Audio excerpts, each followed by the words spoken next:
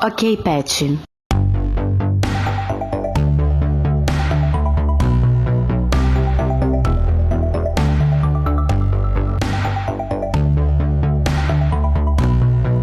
Olá a todos! Começa agora o primeiro programa Pet Discute, com o tema Inteligência Artificial. Este programa é uma parceria do Programa de Educação Tutorial, o PET de Rádio e TV, junto com o GEA, o Grupo de Estudos Audiovisuais, a Rádio e TV Unesp. Ao longo de 4 episódios, vamos conversar sobre inteligência artificial e suas várias áreas, que é uma das pesquisas atuais do PET. No programa de hoje, vamos apresentar a inteligência artificial e entender um pouco melhor como ela está presente em nossas vidas. Ao nosso lado, temos o professor João Paulo Papa. O professor João Paulo Papa é pesquisador e docente pela UFC, formado em Sistema da Informação aqui pela Unesp, tem o doutorado pela Unicamp, o pós-doutorado também na Unicamp e na Universidade de Harvard. Olá, professor, seja bem-vindo. Olá, Vinícius. Muito obrigado pelo convite. Prazer estar aqui com vocês. Tudo bem. Professor, vamos começar primeiro por uma aproximação histórica assim, da coisa. Primeiro, de onde surge a inteligência artificial? Então, Vinícius, a história da inteligência artificial começou mais ou menos na década de 40, quando 2 pesquisadores eles tentaram fazer um primeiro modelo matemático do nosso neurônio, que é o famoso modelo de McCulloch-Pitts, que foram esses 2 cientistas. E a partir dessa modelagem, dessa primeira brincadeira, vamos dizer assim, que começou-se toda a história da inteligência artificial. Ela já está muito presente em várias coisas nossas hoje, assim. É como essa evolução de lá para cá, ela se dá por computadores mais fortes, o que aconteceu? Perfeito, Vinícius. Essa é uma questão bastante interessante porque depois na década de 40 a gente não tinha muito poder computacional, né? Uhum. Então, basicamente, as pessoas elas focavam muito na questão teórica, né? Na questão matemática dessa modelagem da inteligência artificial. E depois, obviamente, com a melhoria do poder computacional, que as pessoas começaram, então, a aplicar esses algoritmos que foram desenvolvidos ao longo do tempo, né? Uhum. Antigamente apenas no papel, né? Eles começaram então a aplicar no mundo real, né? No dia a dia. Hoje em dia, das pequenas coisas às grandes, a inteligência artificial está presente na nossa vida. Por exemplo, celulares, né? Uhum. Hoje em dia você acaba não utilizando muito o teclado no celular, você acaba utilizando comandos de voz, né? Televisão, né?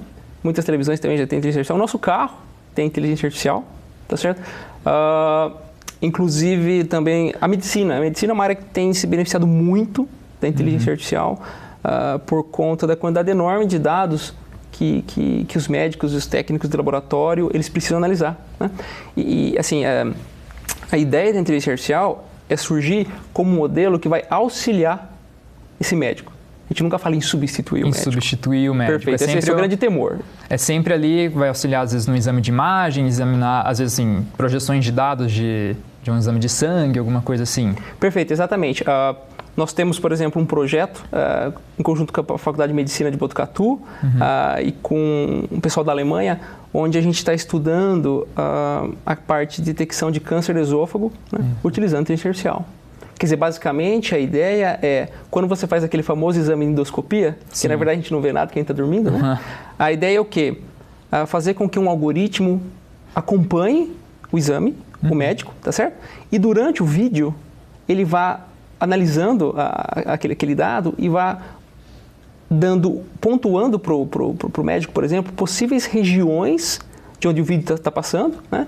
Falando, olha, isso aqui talvez seja uma região de problema, então você pode dar uma atenção maior ali. Ele já coloca no próprio sistema ali os pontos de mais interesse para o médico, assim, tipo, vou falar, marque esses pontos que são mais importantes. Tudo na ideia de auxiliar e facilitar o trabalho do profissional médico, por exemplo.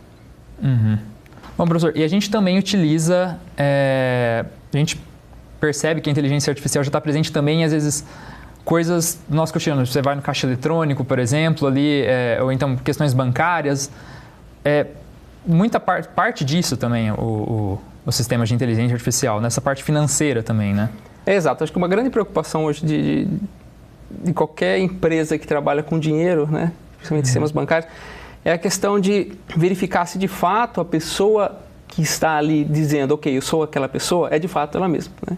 Então, por exemplo, o Vinícius vai ao caixa eletrônico e fala, será que esse é de fato o Vinícius? Né? Então, essa é a primeira coisa. Então, esses sistemas biométricos, né, que usam também muito técnicas de processamento de imagens, né, onde eu faço a captura, por exemplo, da sua face ou até da biometria, né, que são informações aí dos seres humanos que são únicas, né? Sim. E após a captura desses dados é feito, então, utilizado um algoritmo de inteligência artificial que pode, então, verificar se de fato o Vinícius é o Vinícius, por exemplo. Né? E outra coisa interessante que as pessoas têm utilizado também, quando você não tem a face da pessoa disponível, por questões de iluminação, por exemplo, ou até, depende se você é uma pessoa diabética, por exemplo, muitas pessoas diabéticas têm um problema com a impressão digital, que elas precisam, né, ficar extraindo exame, etc e tal. O que as pessoas têm utilizado hoje são outras características biométricas, como o comportamento da pessoa, o padrão de andar, o padrão, por exemplo, das veias, da palma da mão, etc. A voz também. Né? Imagino. Quando você já tem, por exemplo, a obstrução dessa imagem hoje, a gente está falando de, por exemplo, um algoritmo de reconhecimento facial, né? Então, algo que consegue reconhecer ali o rosto da pessoa, e você tem a obstrução dessa imagem. Então, uma árvore, alguma coisa, por algum motivo, alguma coisa entrou na frente desse objeto. Já é possível reconhecer com isso? Essa é uma pergunta bem interessante. Assim, então, no caso, a gente tem duas situações. Primeiro, vamos partir do pressuposto que o Vinícius foi detectado numa câmera antes a gente chama de oclusão. Antes da árvore, antes do Vinícius passar atrás da árvore, tá certo? Se a câmera detectou o Vinícius e você passa atrás da árvore, é possível fazer um acompanhamento do Vinícius e após o Vinícius aparecer, é feito o que a gente chama de reidentificação. Esse é um problema 1. Tá? Esse talvez seja o menor dos problemas. O problema 2 é como, de fato, aparece somente alguém atrás de uma árvore e a gente não sabe quem é essa pessoa. Aí fica um pouco mais complicado. Então, eventualmente, a gente tem que talvez esperar essa pessoa andar um pouco para ver se com o padrão do movimento, do andar dessa pessoa, a gente consegue identificar. Entendi. Existem coisas, né? Mas, assim, é um desafio considerável. Imagino que deva ser um desafio mesmo, até por questões muito técnicas, né? A gente já tem essa dificuldade, nós humanos temos a dificuldade às vezes de reconhecer. Vira e mexe, aparece alguma coisa que várias pessoas a gente já discorda. Imagino que para a máquina, sem o treinamento certo, deva ser muito complicado de fazer isso. Perfeito. Vamos agora para um rápido intervalo e daqui a pouquinho o PET Discute já volta.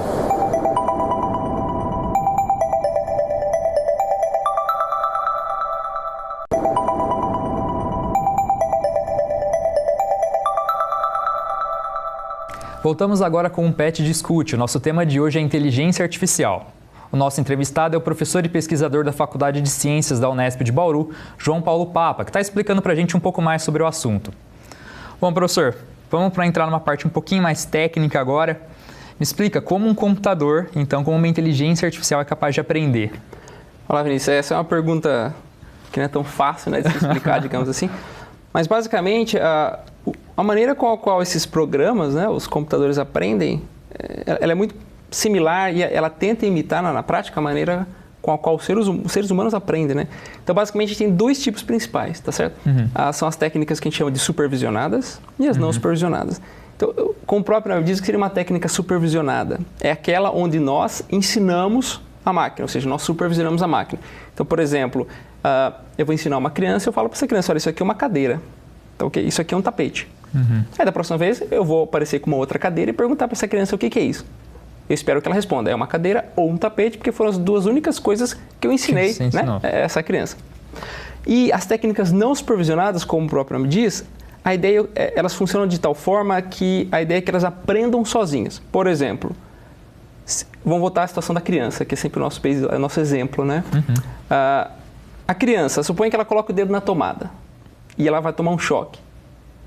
É esperado que ela pode até colocar o dedo na tomada de novo, mas com o tempo ela vai perceber que não é legal colocar o dedo na tomada, tá certo? Porque ela vai sentir dor, vai tomar choque, etc. e tal. Então ela aprendeu, ninguém precisou falar para ela que se ela colocar o dedo na tomada, ela vai sentir dor. Então, assim, existem essas maneiras, essa metodologia similar para ensinar essas técnicas de inteligência artificial, ou seja, elas aprendem sozinhas, vamos dizer assim. A gente sempre ouve falar sobre computação cognitiva. Ela está ligada a essa parte da aprendizagem, assim.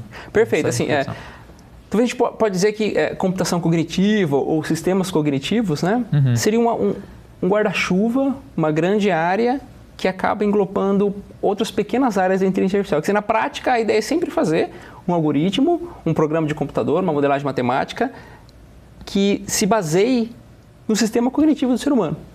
Então, por isso que eles dão esses nomes de sistemas cognitivos. Na aprendizagem supervisionada, ela parece um pouco, às vezes, mais palpável para a gente, assim, que a gente fala, eu consigo ensinar o computador a fazer isso. A gente sabe que não é igual àquela computação padrão, assim, né? Que se você tem determinados casos, você responde de certas formas, né? Mas a não supervisionada, ela já... É um pouco mais abstrato. É muito abstrato, né? Você pode dar um exemplo? De fato, modelos supervisionados são os que têm o melhor desempenho, digamos assim, né? Em termos de assertividade, né? E esses modelos não supervisionados, eles começaram a ser bastante estudados nos últimos anos pelo fato de hoje, com o advento da tecnologia, celulares, ou seja, hoje eu consigo capturar a informação de maneira muito rápida e de boa qualidade. Hoje uma câmera de um celular tem uma qualidade muito melhor que câmeras profissionais alguns anos atrás. Então hoje o nosso problema hoje é a quantidade massiva de dados disponíveis e elas não, a gente chama no jargão da área, esses dados não estão rotulados. Ou seja, vamos partir para um exemplo prático, talvez mais fácil para a gente, que é a questão médica. Hoje eu tenho, por exemplo, eu quero fazer a identificação de uma doença por meio de uma imagem. Hoje, para eu utilizar um modelo supervisionado, eu preciso que o profissional da área médica, por exemplo, ele vá lá para mim e fale, olha, essa imagem aqui tem doença, essa imagem aqui não tem. Então, mas é difícil eu pedir para um profissional desse ficar, olha, fica o dia inteiro para mim, por gentileza, rotulando esses dados.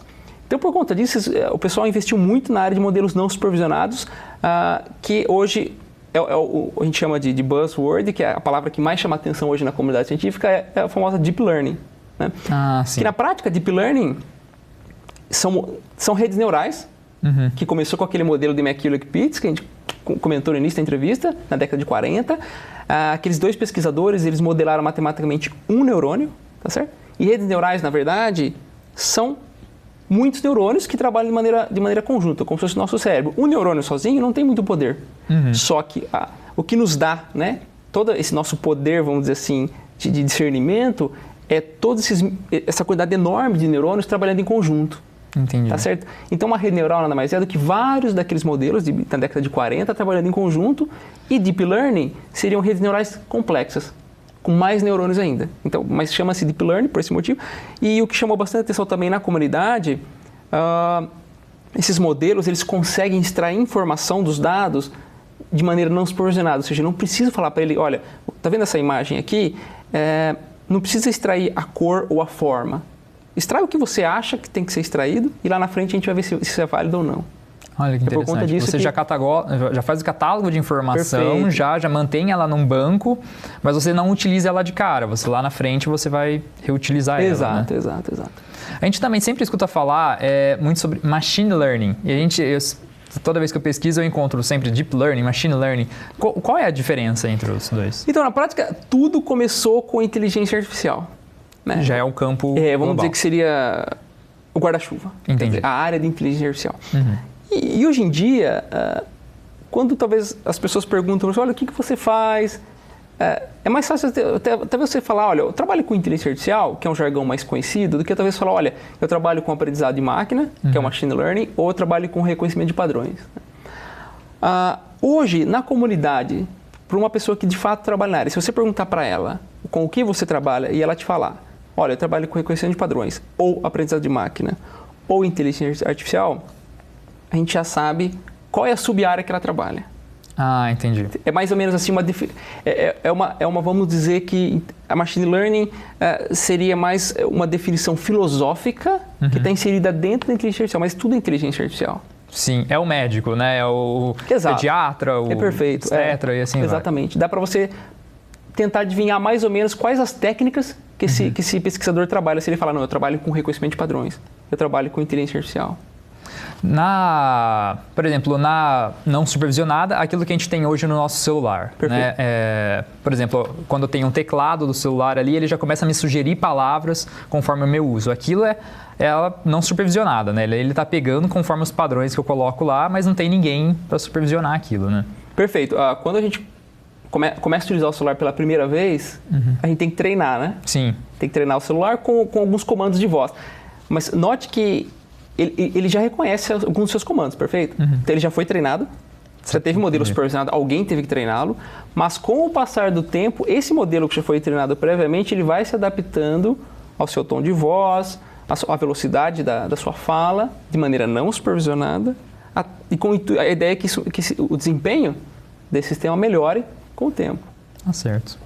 Vamos agora para mais um intervalo e daqui a pouco a gente volta com o PET Discute.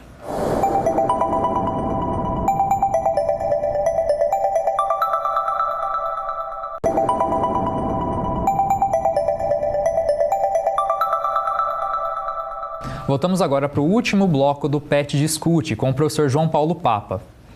Bom, professor, já entrando nessa parte final agora, as pessoas às vezes elas conhecem a inteligência artificial dos filmes, elas vêm lá na Matrix, ela vem Exterminador do Futuro matando todo mundo e tem esse medo da inteligência artificial, né, que vai dominar, que vai essas coisas. Queria que o senhor me explicasse um pouquinho sobre isso. Perfeito, acho que essa é uma questão, talvez a questão filosófica que mais tem chamado a atenção, né, nos últimos tempos. Inclusive, existem pesquisadores que eles estão tentando criar uma certa lei de ética na computação, na área de inteligência artificial, ética na robótica, esse tipo de coisa. A questão da IA também está muito associada à robótica, né? Sim. Porque você comentou da questão do filme Exterminador, a gente fala de dominação da inteligência artificial, a gente acaba, o que nos vem à cabeça é um robô atirando e matando todos, todo né? mundo, né? É que assim, na prática, a IA já está presente na nossa vida em muitas situações para as quais a gente nem imagina, né? Então, por exemplo, hoje, quando você vai fazer um ultrassom, por exemplo, e o médico, ele seleciona, por exemplo, com o mouse um pedaço, né, da tela, isso, por exemplo, já acaba extraindo, por exemplo, o volume do órgão da criança, ou o tamanho, o comprimento dos ossos e tudo mais. Isso já tem um pouquinho de IA envolvido, né, para poder fazer todo esse processo. E assim, na prática a gente tem muita coisa ainda para evoluir com a IA. Eu acho que assim, é normal as pessoas terem esse medo, mas por enquanto isso para mim ainda não tem fundamento, né? A ideia é que a IA, é óbvio que quem for trabalhar com a IA, eu acredito que isso talvez vai demorar ainda pelo menos uns 30, 40 anos para começar a ter alguma coisa nesse sentido. É óbvio que a gente tem que o ser humano tem que estar sempre na supervisão da máquina, né? Acho que isso é importantíssimo, né? Eu acho que nosso cérebro, de alguma forma, consegue ser modelado matematicamente, porque nós somos pessoas físicas, tangíveis, nós estamos aqui hoje, tá certo? Mas eu entendo que isso é uma coisa absurdamente complexa, né? Não sei se ainda mais, 100, 200 anos, como é que isso vai acontecer. Mas assim, não tem muito fundamento essa questão de medo da IA, Sim, por enquanto. Até porque muito disso, assim, a IA, pelo que eu vejo, ela trabalha muito com funções pré-definidas, né? Ela sempre trabalha para uma determinada função. E pensar em uma inteligência artificial que fosse absoluta, assim, que pegasse todos os pontos, eu acho que é algo muito difícil ainda, não é? É uma coisa muito complexa, e a questão toda também é o custo computacional. Tem pesquisas que estão começando agora a estudar a questão de computadores orgânicos, né? Porque, muito embora talvez a gente consiga modelar o nosso cérebro, ele vamos dizer assim, uma máquina orgânica, tá certo? Não é uma coisa, não tem metal, nosso cérebro não é metálico, por exemplo, né? Eu quero dizer o seguinte, que o processador, muito embora hoje ele tenha avançado bastante, processador, memória, etc e tal, todo o equipamento de hardware do seu computador, está muito aquém de conseguir modelar um sistema tão complexo como o nosso cérebro, né? E uma das coisas até que a gente estava conversando, todo esse avanço na área de inteligência artificial, vamos dizer assim, nos últimos 5 a 10 anos, ele deu-se também por conta de avanço no poder computacional dos computadores. A gente tem hoje um celular no bolso que é mais forte que o computador que manda o homem para a Lua. Com né? Então... certeza. Quando, por exemplo, quando você pega o seu celular e vai tirar um selfie, não detecta seu rosto? Sim. Muitos celulares fazem isso, ou seja, a IA já está embutida no processamento do seu celular, que é um processador pequenininho. Ou seja, ele já tem esse poder para poder fazer isso aí. Outro medo que eu vejo que as pessoas têm também é em relação ao emprego. Perfeito. Né? As pessoas têm muito medo, assim, acho que vem muito assim, de revolução industrial, né? A máquina que veio, de repente uma máquina fazia o trabalho de 100 pessoas. É possível, assim, as pessoas... Estão com esse medo, tem fundamento? Assim, eu também acredito que isso não tem fundamento. Eu acho que, por mais de tudo que tem ocorrido, como você mencionou, com a Revolução Industrial, com a automação que nós temos hoje nas fábricas de carro e caminhões e aviões, etc. e tal, tudo automatizado, né? E eu acho o seguinte, quer dizer, a IA, ela veio para ajudar, tá certo? E hoje muitos novos empregos estão surgindo por conta da IA. Isso poucas pessoas falam, né? Elas acabam falando que a IA vai tomar o lugar, né, das pessoas, mas muitos novos empregos que não existiam há 5 anos atrás estão surgindo, e pesquisas dizem que novos empregos irão surgir daqui a 10 anos que a gente nem imaginava, né, que esses cargos existiriam se não houvesse esse avanço todo da inteligência artificial. Esse avanço inteiro. Perfeito. Muitos negócios, muitas startups estão crescendo. Nos Estados Unidos hoje, a gente tem em média mais de 10 mil startups só na área de IA. Ou seja, imagina a quantidade grande de empregos que estão sendo gerados com a inteligência artificial. No Brasil, como é esse cenário mais ou menos? A gente está pesquisando IA, profundamente, assim, como está a nossa pesquisa em relação a dos outros, assim, mais ou menos? Então, assim, eu acho que o Brasil, na verdade, nós temos uma pesquisa bem avançada na área de IA, né? E o que a gente sempre tenta, obviamente, quando a gente está fazendo a nossa pesquisa, é fazer parcerias, né? Tanto em âmbito nacional, né, quanto em âmbito internacional, como, por exemplo, aquele que eu comentei com você, com o pessoal da Alemanha. Sim. Mas sim, de fato, o Brasil, ele avança bem com a área de IA, né? É óbvio que nós enfrentamos diversos problemas que outros países não enfrentam, né? Mas eu acho que os novos regulamentos, tanto da universidade, né, quanto do investimento privado, eles estão avançando nos últimos anos. Eu acho que isso vai tender a melhorar bastante. Bacana. Fazer aqui, é claro que não é o papel do pesquisador ficar fazendo previsões do futuro, assim, mas gostaria de saber do senhor, assim, o que o senhor acha que vai ser a inteligência artificial daqui para frente, assim, uma projeção daqui a alguns anos. Olha, uma coisa que tem avançado bastante é a questão daqueles, que é o que a gente chama daqueles chatbots, aqueles robozinhos automáticos quando você entra em algum site de comércio eletrônico, por exemplo. Sim. Muitas vezes, o famoso assistente virtual, tá certo? Sim, sim. Hoje em dia tem muitas empresas de call center, por exemplo, que quando inicia o atendimento com você, é um robozinho. Esse robozinho vai interagindo com você até certo ponto, né? Quando ele atinge um ponto que ele não consegue resolver, então o ser humano entra. Então, assim, uma coisa que eu acho que vai avançar muito, essa área a gente chama de processamento de linguagem natural, né? Essa área de tratativa de dados utilizando o texto é uma área que deva crescer bastante. Hoje em dia, a gente está caminhando para, por exemplo, já tem trabalhos científicos nesse sentido, você entra para o algoritmo, para o programa computacional com um vídeo, um filme, tá certo? E esse algoritmo já te retorna uma versão resumida do filme, mais a resenha. Olha que sensacional. Tá certo? Uma coisa que é muito interessante são os carros inteligentes, tá certo?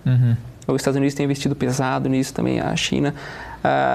Que esses carros autônomos, né? É óbvio que eles têm uma condição de trânsito e estradas muito diferentes da nossa, né? Então são coisas assim que... Você imagina, ainda lá acontecem acidentes com todo ambiente controlado, você imagina você pegar um carro desse e colocar num país mais caótico. Sim. Então vai demorar muito. Mas assim, acho que carros inteligentes são coisas que estão avançando bastante. Essa questão de sensores dentro de casa, tá certo? O IoT que eles falam. Então, IoT e inteligência artificial está muito relacionado, né? Então, acho que essas são as coisas mais interessantes aí que podem surgir. Estou ansioso pelo futuro, para falar a verdade. Eu também. Bom, professor, muito obrigado. Obrigado pela disponibilidade. Você assistiu ao primeiro programa da série PET Discute sobre inteligência artificial, e esse programa foi produzido em uma parceria pelo Programa de Educação Tutorial, o PET de Rádio e TV, o GEA, o Grupo de Estudos Audiovisuais, a Rádio e TV Unesp. Todos os episódios vão estar disponíveis nos nossos canais no YouTube. Muito obrigado pela audiência e até mais.